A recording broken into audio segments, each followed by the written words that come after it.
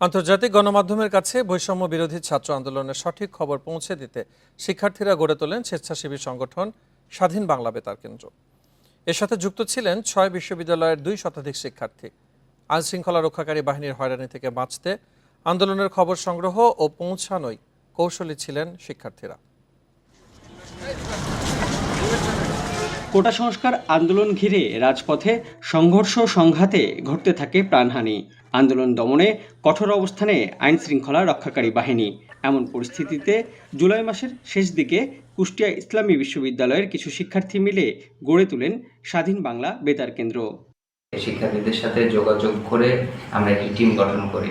তো আমাদের অনেকেরই পরিচয় হয় স্বাধীন বাংলা বেতার কেন্দ্র রূপক নামে যে গ্রুপটি আছে সেখানে। আন্দোলনরত ভাই বোনেরা রাজপথে রয়েছে, তারা সেফ থাকে এবং আসলে আমাদের দেশে কি চলছে এই নিউজটা আমরা যাতে বহির্বিশ্বে তুলে ধরতে পারি, ওই জন্য আসলে কাজগুলো করা। উদ্যোক্তারা জানান, আন্দোলনের সময় চাপের মুখে দেশের টেলিভিশন চ্যানেলগুলো চাইলেও তুলে ধরতে পারেনি সঠিক সংবাদ।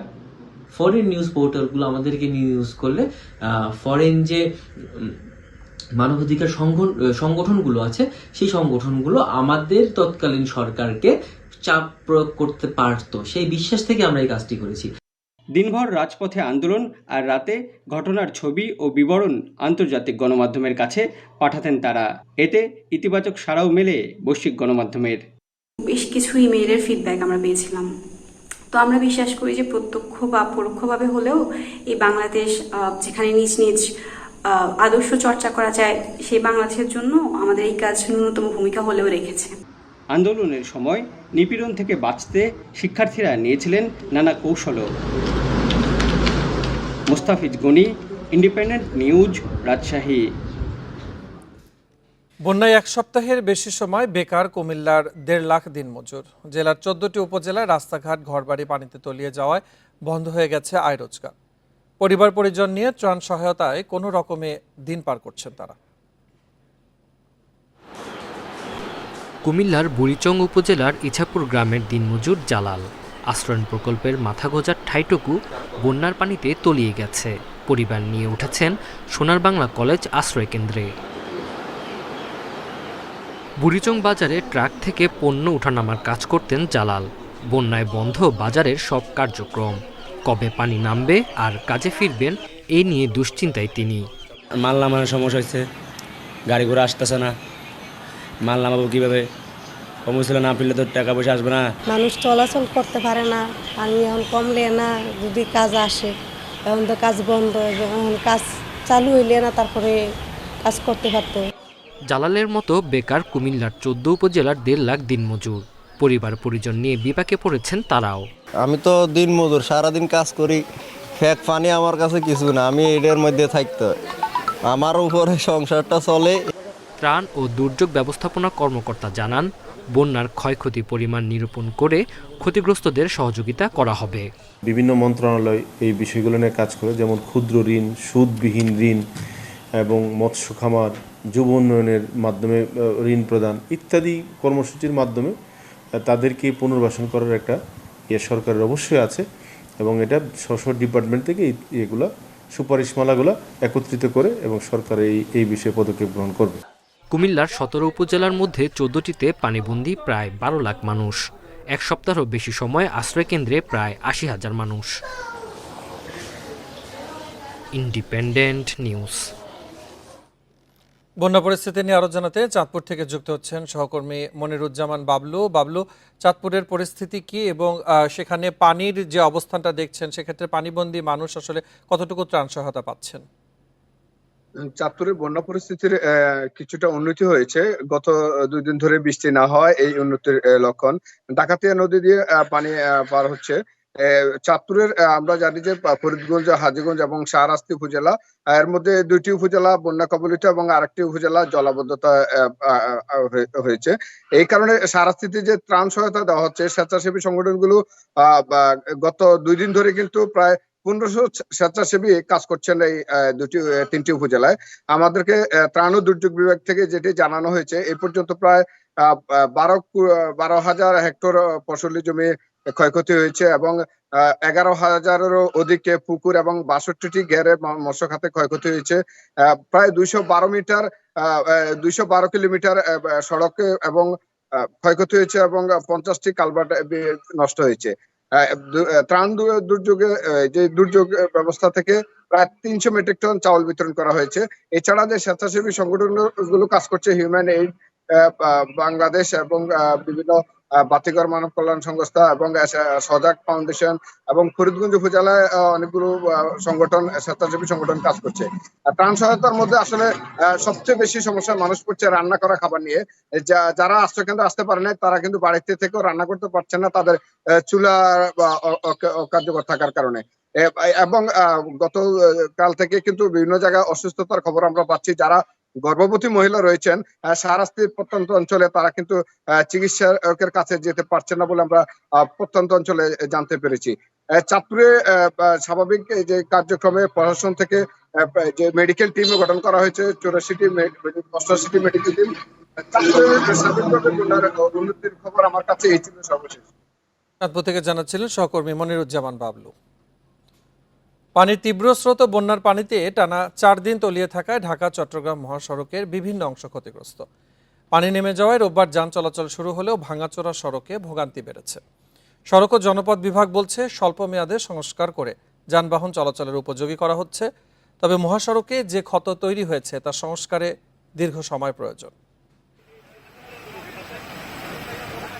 21 আগস্ট থেকে টানা 4 দিন বন্যার পানির নিচে ছিল ফেনী থেকে কুমিল্লা পর্যন্ত ঢাকা চট্টগ্রাম মহাসড়কের বিভিন্ন অংশ।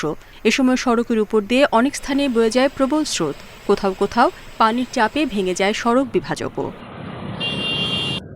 পানি কমে আসায় রোববার থেকে ঢাকা চট্টগ্রাম মহাসড়কে শুরু হয় যান চলাচল, তবে ভাঙাচোরা সড়কে যান চলাচলে নেই স্বাভাবিক গতি।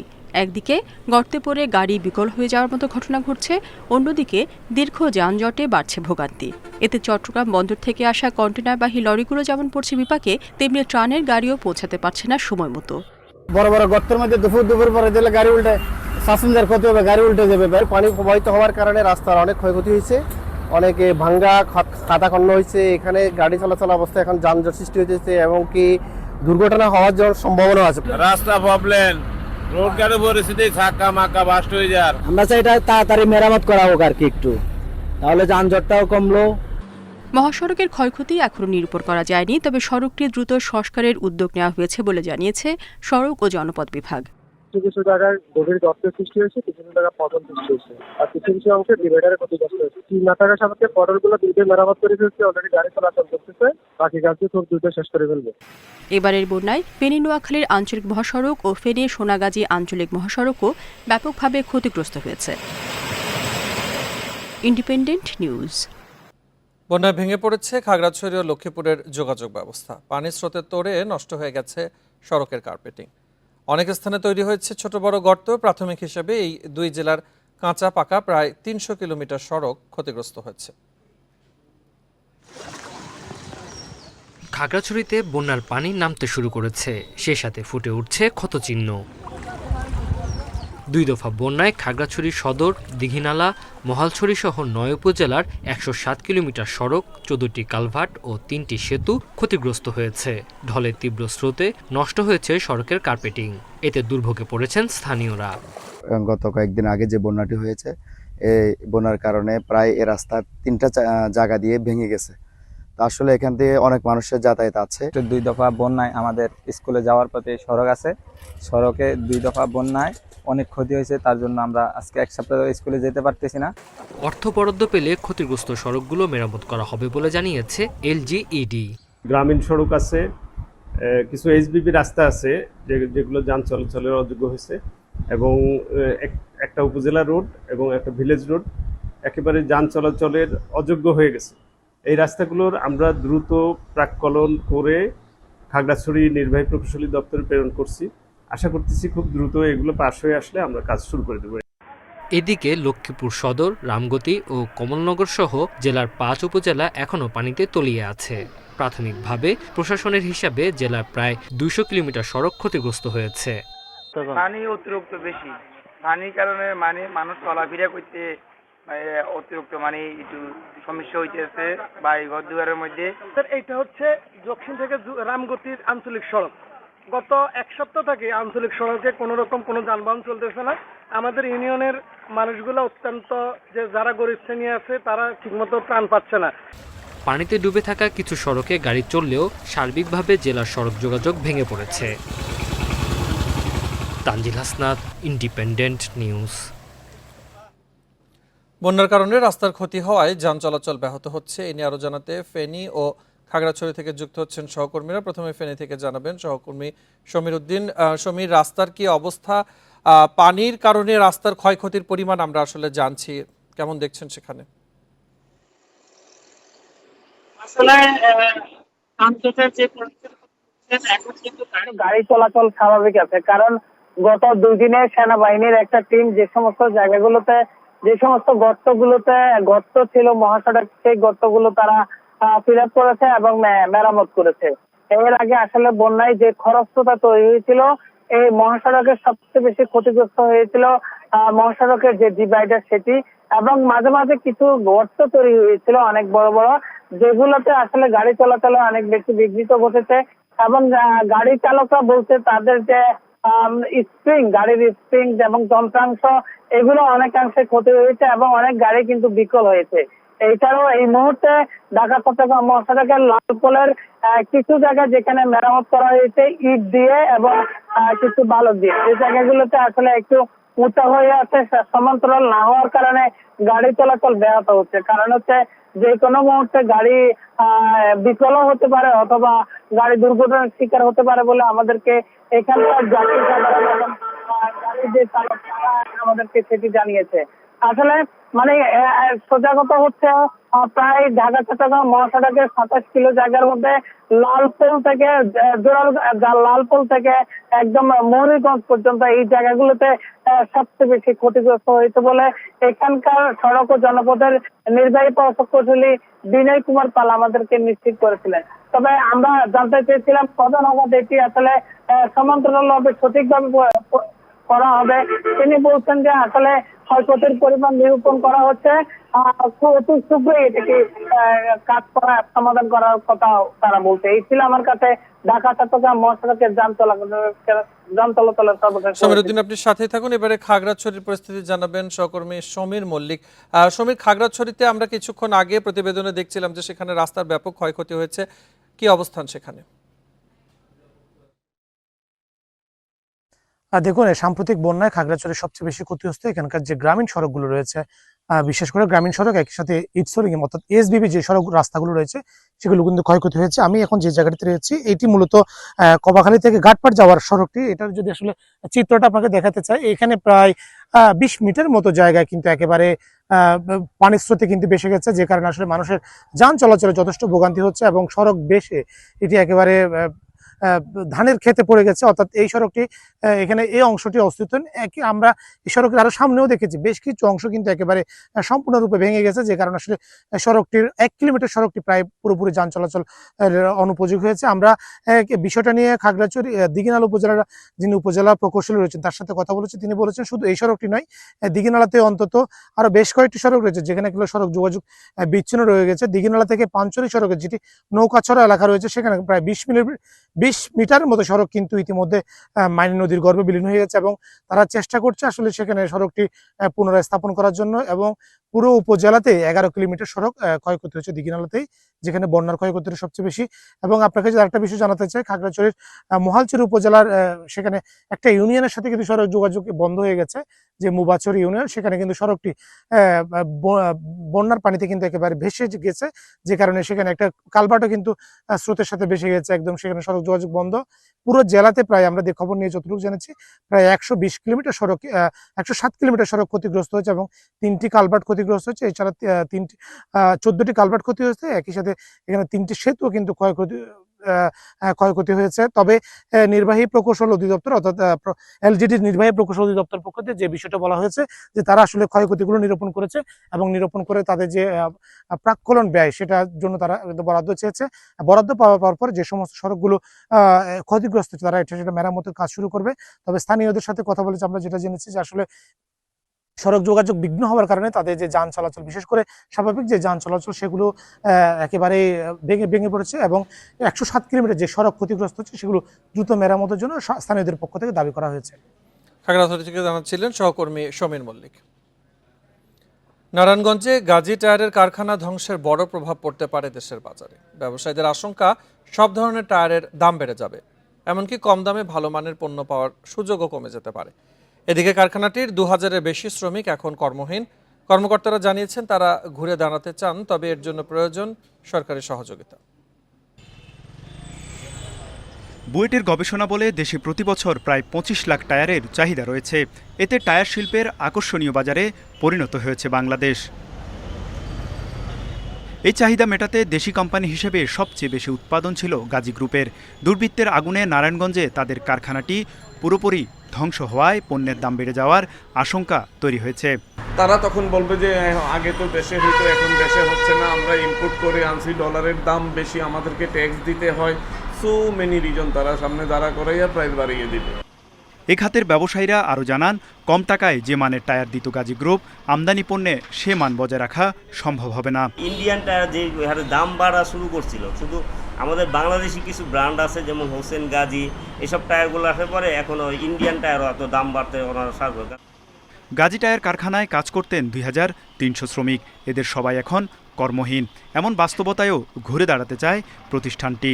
তবে এর জন্য সরকারের নীতি সহায়তা চেয়েছে তারা। এরা কিন্তু সমস্ত ওয়ার্কারেরা, আমরা কিন্তু এদেরকে রেখে দিয়েছি। And I am not sure that company এদেরকে আগামী মাসে বেতন কোত্থেকে দেবে। I am not very sure. ওনাদের কাছে আমাদের সমস্ত বিষয়টা আদ্যপান্ত তুলে ধরবো এবং definitely will seek their help. ওনাদের অ্যাসিস্ট্যান্ট ছাড়া, ওনাদের সুনজর ছাড়া এবং এলাকার লোকজনের সুনজর ছাড়া আমরা আসলে ঘুরে দাঁড়ানো আমাদের জন্য it will not be possible. কোম্পানির হিসেবে দেশে ভারী যানবাহনের টায়ার বাজারে 60% আর ছোট টায়ার বাজারের 45%-এর যোগান হতো এই কারখানা থেকে, যার শুরুটা হয় 1974 সালে। তৌহিদ রানা, ইন্ডিপেন্ডেন্ট নিউজ, ঢাকা। লক্ষ্মীপুরে প্রায় 3 দশক ধরে রাজনৈতিক আধিপত্যের দ্বন্দ্বের বলি সাধারণ মানুষ। চাঁদাবাজি, দখলদারিত্ব আর মাদকের বিস্তারের জন্য রাজনৈতিক ছত্রছায়ায় গড়ে ওঠে সন্ত্রাসী বাহিনী। প্রকাশ্য সংঘাতে চলে দেশি বিদেশি অস্ত্রের মহড়া। আইনশৃঙ্খলা পরিস্থিতি স্বাভাবিক করতে দ্রুত উদ্যোগের দাবি স্থানীয়দের। 4 আগস্ট 2024 ছাত্র আন্দোলনের মিছিলে গুলি করে 4 জনকে হত্যা করা হয়। একটি ভিডিওতে উঠে আসে সরাসরি গুলি করার দৃশ্য। এ ঘটনায় প্রধান অভিযুক্ত সাবেক মেয়র ও প্রয়াত আওয়ামী লীগ নেতা আবু তাহারের ছেলে সালাউদ্দিন টিপু। লক্ষ্মীপুরে সন্ত্রাসী কর্মকাণ্ডের কথা এলে উঠে আসে এই তাহের পরিবারের নাম। 1996 সাল থেকে তাদের দৌরাত্মে অতিষ্ঠ লক্ষ্মীপুরবাসী। অনেকগুলো মানুষকে খুন করা হয়েছে। 2009 সাল থেকে এই খুনিদের উপযুক্ত বিচার চাই। তাদের কাছে অস্ত্র জমা রয়েছে, অস্ত্র উদ্ধার চাই।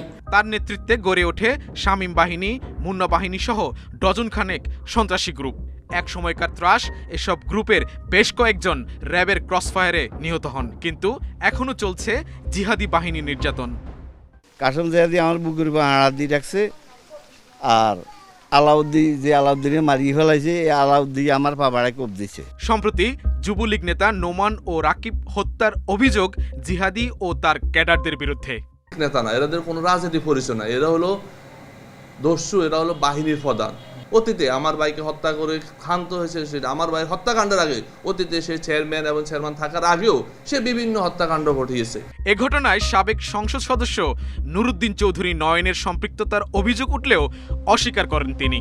এইটাতে আমি আপনার কাছে প্রথম শুনলাম। এটা সম্পূর্ণ একটি সাজানো কথা হতে পারে, তবে আমার বিশ্বাস হয় না তারা এরকম কোনো কথা বলতে পারে। পুলিশের নিষ্ক্রিয় ভূমিকার কারণে সন্ত্রাসীদের অভয়ারণ্য হয়ে ওঠে বলে অভিযোগ স্থানীয়দের। মূল কারণ হলো পুলিশের সদিচ্ছার অভাব। যে একটা অকারেন্সে যেসব আর্মসগুলো ব্যবহার করে, পুলিশের প্রথম দায়িত্ব হলো সে অস্ত্রগুলো উদ্ধার করা। বাস্তবে যে অস্ত্রগুলো ব্যবহার করে সেগুলো একটা উদ্ধার করতে পারেনি। সরকার পরিবর্তনের সঙ্গে সঙ্গে এবার আতঙ্কের এই জনপদে আইন শৃঙ্খলার উন্নয়নে দ্রুত কার্যকর পদক্ষেপের আহ্বান লক্ষ্মীপুরবাসীর। সবুজ মাহমুদ, ইন্ডিপেন্ডেন্ট নিউজ, লক্ষ্মীপুর। এই নিয়ে বিস্তারিত দেখুন আজ রাত 9:30 ইন্ডিপেন্ডেন্ট টেলিভিশনের অনুসন্ধানমূলক অনুষ্ঠান তালাশে। নৌ ও সড়কপথে আমদানি রফতানির পণ্য পরিবহনে সিন্ডিকেটের দৌরাত্ম্য এবং চাঁদাবাজি কমে যাওয়ায় ব্যবসায়ীদের খরচ কমেছে, কিন্তু এখনও এর ইতিবাচক প্রভাব পড়েনি বাজারে। সংশ্লিষ্টরা বলছেন, লাইটার জাহাজ ও সড়ক পরিবহনে আরও কিছু পদক্ষেপ ও বাজারে পণ্য সরবরাহ স্বাভাবিক হলে সুফল পাবেন ভোক্তারা। তবে ভোক্তা অধিকার সংগঠনের দাবি, ব্যবসায়ীরা অতি লাভের আশায় দাম বাড়াচ্ছে। চট্টগ্রাম বন্দরের বহির্নোঙর থেকে দেশের 34টি নৌপথে পণ্য পরিবহন আগে নিয়ন্ত্রণ করত জাহাজ মালিকদের জোট WTC। পরে নিজেদের বিরোধের জেরে আরও দুটি সংগঠন দাঁড়ালে শেষ পর্যন্ত এই নিয়ন্ত্রণ হারায় তারা। এখন লাইটার জাহাজ পরিচালিত হচ্ছে ওপেন মার্কেট সিস্টেমে, ফলে পণ্য পরিবহনে কমেছে খরচ। আগে টন প্রতি ভাড়া 580 টাকার উপরে থাকলেও এখন তা 460 টাকা। একইভাবে কমবে কমিশনের টাকাও। যেটা ওয়াটার ট্রান্সপোর্ট সেল অ্যাক্টিভ নাই বর্তমানে, না থাকাতে একটা কম্পিটিটিভ মার্কেট তৈরি হয়েছে। সেই মার্কেটের কারণে জাহাজ ভাড়া আগের চাইতে কিছু কমেছে।